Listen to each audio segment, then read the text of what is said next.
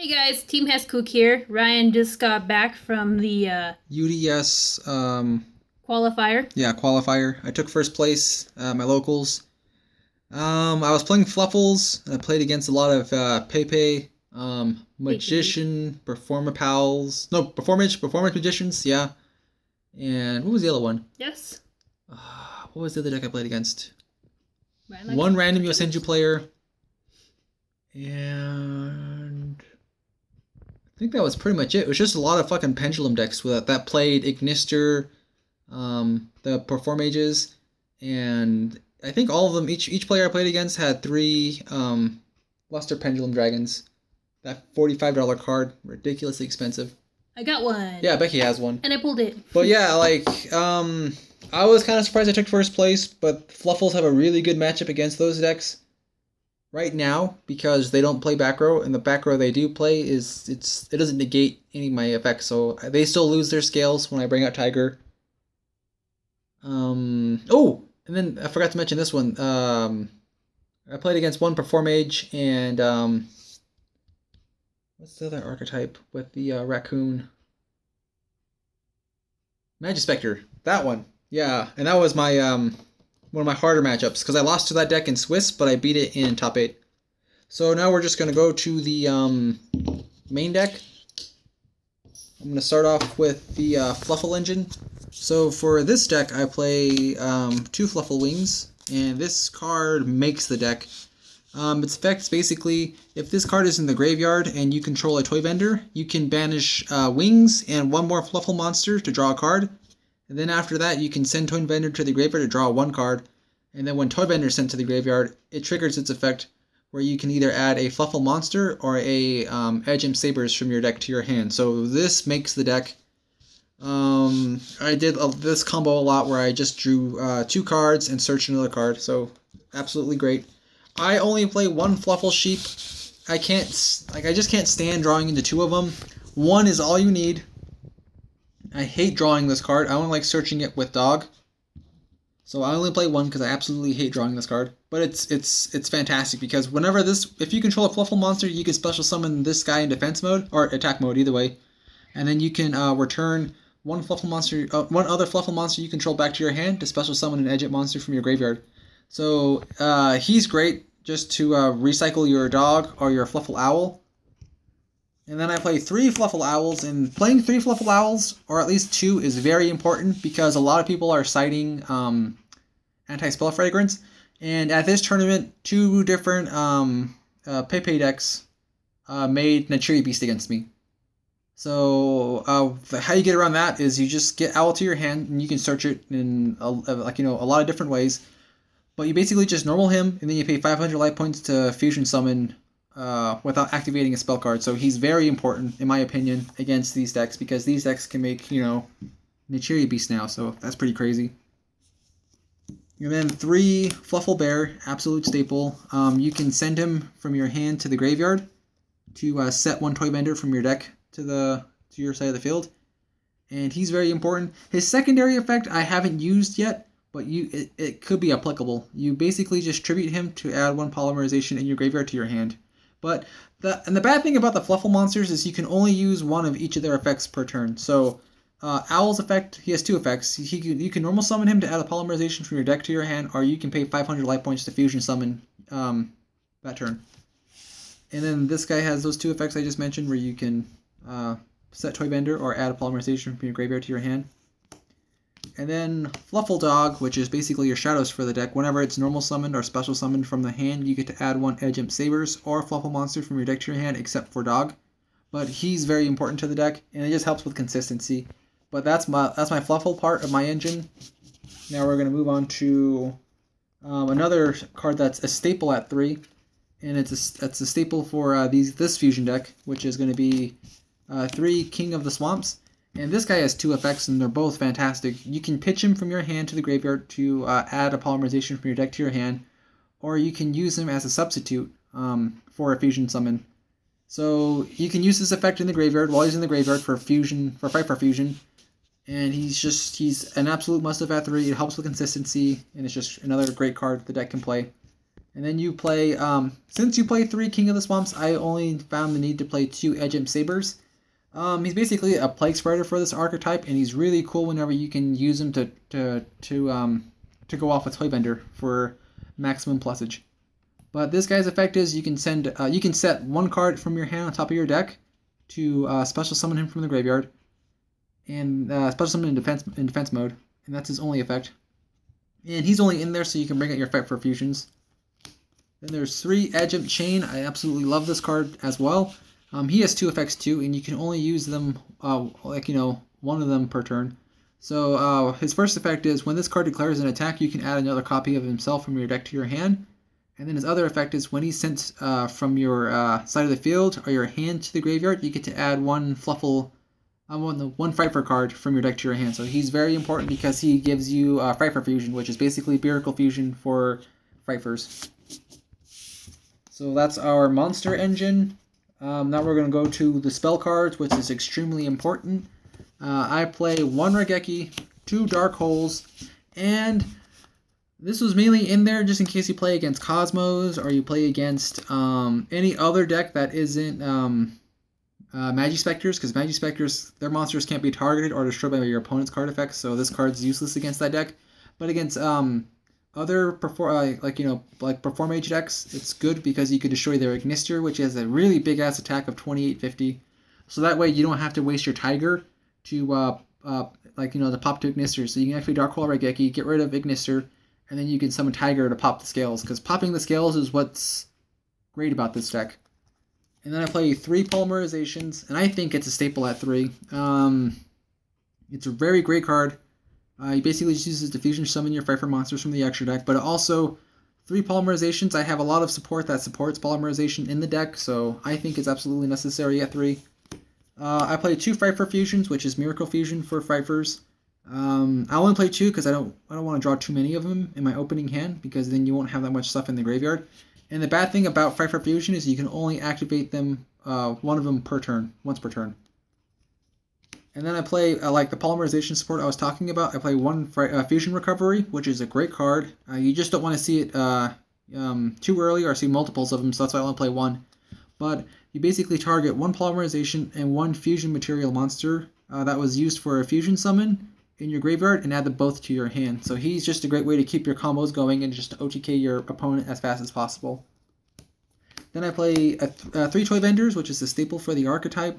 This card is absolutely fantastic. Once per turn, I can discard a card from my hand to the graveyard to draw a card, reveal it. If it's a Fluffal monster, I can special summon a monster from my hand, so it doesn't have to be the monster I drew. So that's a great thing to know about this card. And its other effect can be used as many times as you want, which is when it's sent to the graveyard, you get to add 1 Edgemp Sabers or 1 Fluffal monster from your deck to your hand. So I drew plenty of hands where I drew a Toy Vendor in my opening hand and a Fluffal Bear.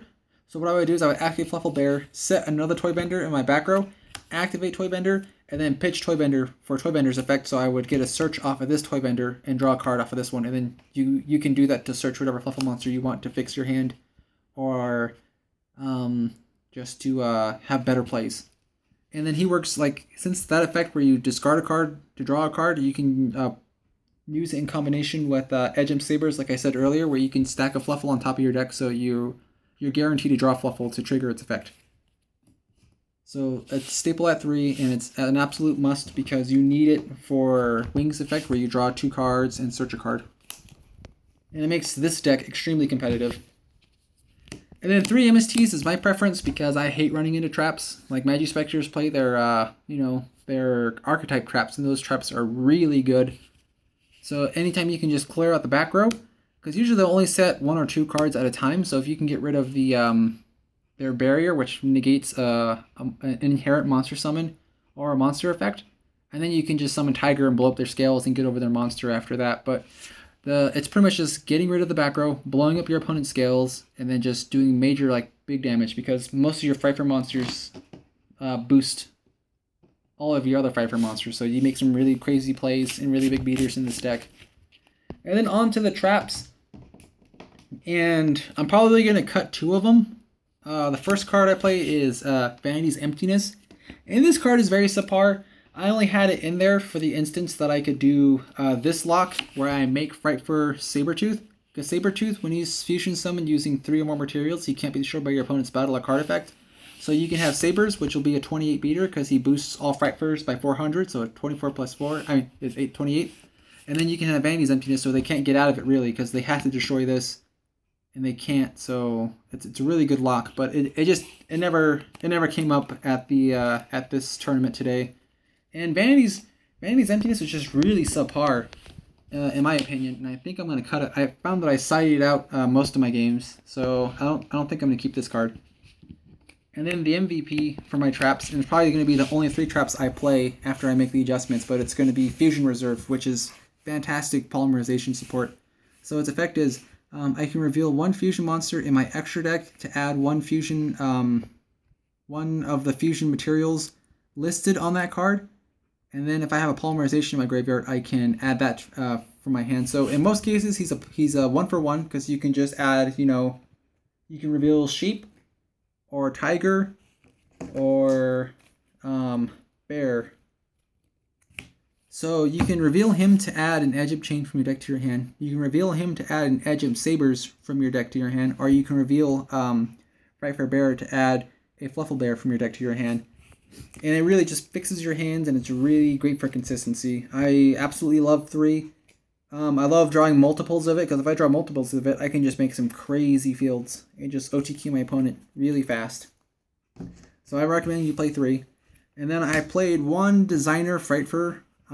It's okay. I'm most likely going to cut it, but its effect is you can target one Edgeup or 1 Fluffal monster in your graveyard, special summon it, and if you do, it can be treated as a Frightfur monster for a Frightfur fusion. So I was mainly using this to as a way to make Sabers as fast as possible. Because Sabers, you have to fusion summon him using a Frightfur fusion monster and 1 or more Fluffal or Edgeup monsters. But he was lackluster. He did save me from getting OTK'd one time, so I'm just iffy on whether or not I'm going to keep this card, but I'm going to keep testing. But I'm for sure going to get rid of Emptiness. It didn't do enough against Pendulums. And then on to the extra deck, which the great thing about Fluffals is their extra deck is wide open. Like, they have so much space in the extra deck that you can add pretty much whatever you want. But I play 2 Frightfur Sheep. I don't see a reason to play a 3rd, but you can because you have the space. But I've never made 3 Sheep. But Sheep is a great monster. You make him with Edgeup Chain and 1 Fluffal monster, and he's basically like Armades. Except if he dies by battle or by your opponent's card effect, he can re-special summon himself back and gain 800 attack, but he can only do that once per turn. So he's a really good card. And then you play 3 Frightfur Tigers, and he is an absolute staple. Whenever he's fusion summoned, you can target cards on your opponent's side of the field and just for as many materials it took to make him, and then destroy them. And then his other effect is that all Frightfur monsters you control gain 300 attack for each Frightfur monster you control and each Fluffal monster you control. So he's absolutely great. You're going to use him, he's probably going to be your most summoned card out of your extra deck just because he pops scales. He boosts your monsters by a lot because most of the time I'll have 2 Frightfurs in a Fluffal or just, 3 Frightfurs. So it'll boost every one of them by 900 each. But you can only control 1 tiger. Yeah, you can only control 1 tiger, but he's an absolute beast. And I only play 1 Frightfur Wolf.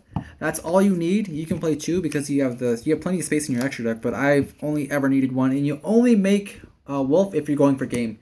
You never just throw him out there just because. So his effect is whenever he's fusion summoned, he gets to attack as many times as materials it took to make him. So you can use 2 to 3 monsters is typically what I do whenever I make him, and then he can attack 2 to 3 times in that one turn. So he's just great for OTKing. I only ever play 1, and I don't see a reason to play any more than that. And then you play 1 Frightfur Bear, and I've never summoned Frightfur Bear because his effect sucks. But I only have him in there so that I can reveal him with Frightfur Fusion to add Fluffal Bear from my deck to my hand to fix my hands or just to make my plays more extensive. But that's the only reason why he's in the extra deck is just for Fusion Reserve. And his effect is terrible, but it's when this card destroys an opponent's monster by battle and sends it to the graveyard. I hate the fact that it has to send it to the graveyard. you can equip that monster to this card as an equipped card, and for each monster equipped to him, he gains 1,000 attack. So his effect sucks, but he's only in there for Fusion Reserve. And then I play one Fright for Leo, and Leo is like a Volcasaurus for the deck. He's great. I didn't see a need to summon him during the tournament, but I only have him in there because I have plenty of space, and then you can make him by using King of the Swamp for the Edge Imp Saw requirement for the summon. So you can make him with only Fright for Fusion or Polymerization, but he's in there just in case. Just in case. So I want to be cheeky, and like if someone has a big monster but they have really low life points, I can just make this pop it, and then they take that damage, the original attack. Then I play 2 Fright for Sabretooth. You only need 1, but I play 2 just in case because you have plenty of room in the extra deck. But he's a little cutie. Look at him. This guy is amazing. So basically, you can make him by his requirement is you need 1 Fright for Fusion monster and then 1 or more Fluffal or Edge Imp monsters. So you can use any combination of those monsters. And when this card is fusion summoned, you can target 1 Fright for Fusion monster in your graveyard, special summon it. And then his other effect is all Fright for monsters you control gain a flat 400. So that's absolutely great. So whenever he's summoned, he's 28. And then usually whenever I summon him, I'm bringing back Fright for Tiger. So he'll gain off of these 2 monsters being on the field. It'll be 400 plus another 6. So that's 1,000 they'll each gain. So he'll be 34 and he'll be 29. So he's absolutely great. And then his third effect is if you fusion summon him using 3 or more monsters, he can't be destroyed by battle or by card effect. So he's just a great monster. And then the rest of my extra deck is just rank 4 monsters, just in case monsters. I only made 1 extra deck monster during the tournament, and that was Castel. But here's a Cowboy, just in case you just want to burn for game. Here's an Abyss Dweller, Steel Sworn Roach, which is in there for Infernoids. 1 Castel and 1 Honor Arc. I only made Castel during that tournament, but you have so much room in the extra deck, you can have any of those monsters be whatever you want. So now to the side deck, and I really like this side deck. I think I want to change a few things, but I really like it.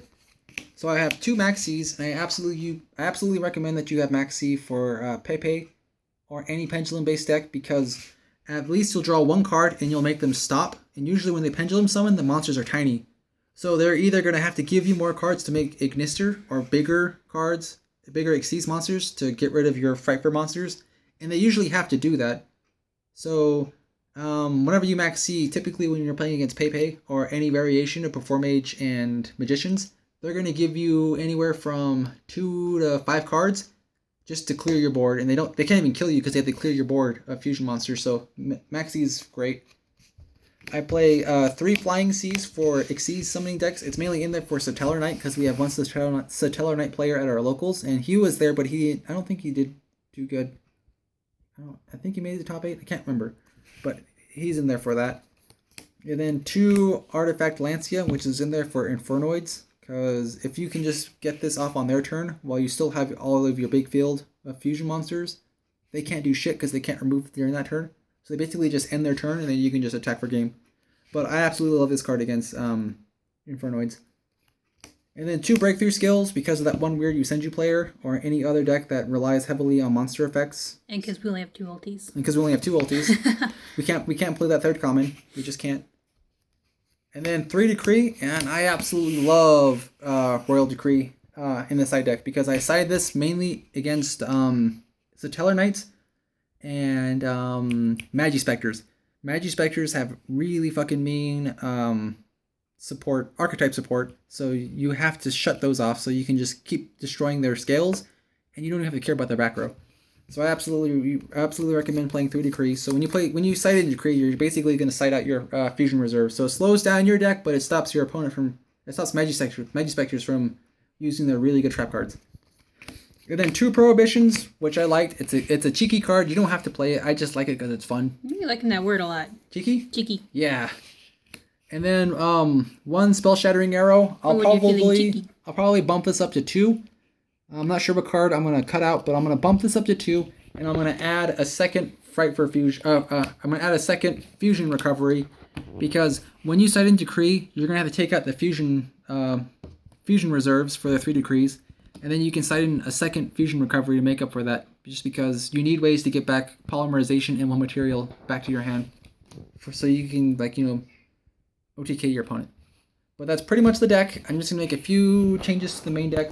It's mainly just cutting out Vanities and Designer Pfeiffer, and then messing around with the extra deck a little bit. But I think I might have to max out on this card just because Pendulums are such a pain in the ass. And most of those decks keep bringing back,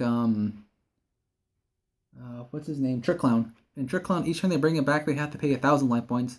So each time they do that, and then with this, they take 1,000 life points when you clear out their scales. And usually, whenever I get damage in there, it's a lot because my fusion monsters are huge.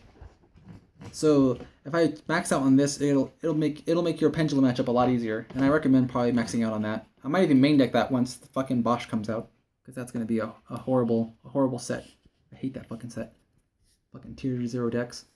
But that's pretty much it. If you have any recommendations for cards that I could play in the main deck or in the side deck, I would very much appreciate them. And that's pretty much it. Alrighty.